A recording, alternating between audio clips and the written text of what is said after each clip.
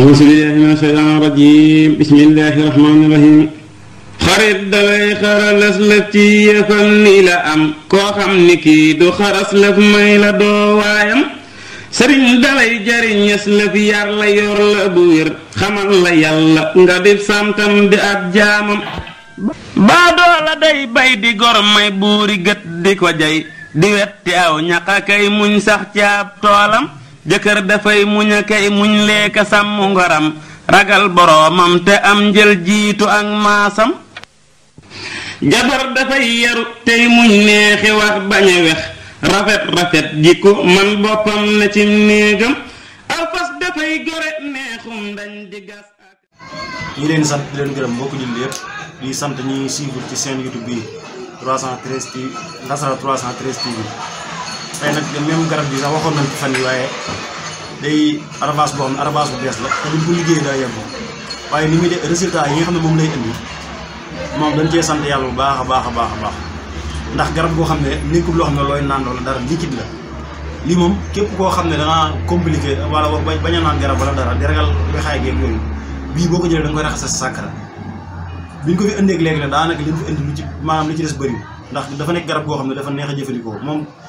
amul man sama garab amul demal te ñëw ay nit di la jox garab naan la ay demal ba am une semaine ak yooyu garab gu baax boo ko laalee ci suur bi daa war a def effet bii guddi gu njëkk gi nga ko njëkk a def ci lay wane résultat boo xam ne yow da nga sant yàlla bu baax a baax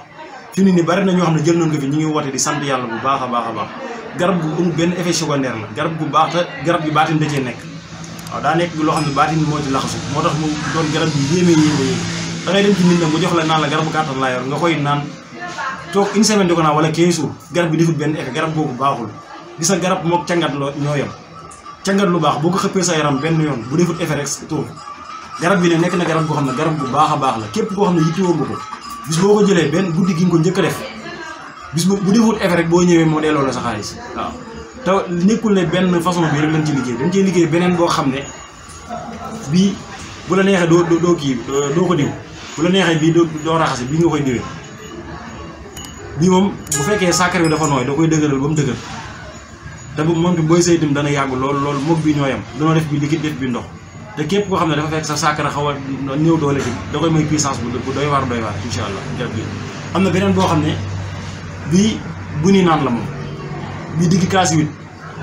huit ngay xaajaat ko moom nga koy naan boo xaajee kaas huit da nga koy xaajaat nga naan képp koo xam ne dalaa fekkoon nga doon nit koo xam ne da ngaa néew doole ci wàllum sëy mu leer na la yow leer na la maanaam bala ngaa def dara sax dañ lay puus nga tàkk bu la fekkoon ñu lay puus nga tàkk guddi gi dana la jàppale ba boo bëggee boo yittewoo ñett da nga ko mën a am ci guddi waaw te amul benn effet secondaire garab bu baax a baax la képp ko am tawat it ñëw kàttan la ñëwal ci cabinet boo ñëwee ñu saafaral la ko tabla bu gàtt la ne jërëjëf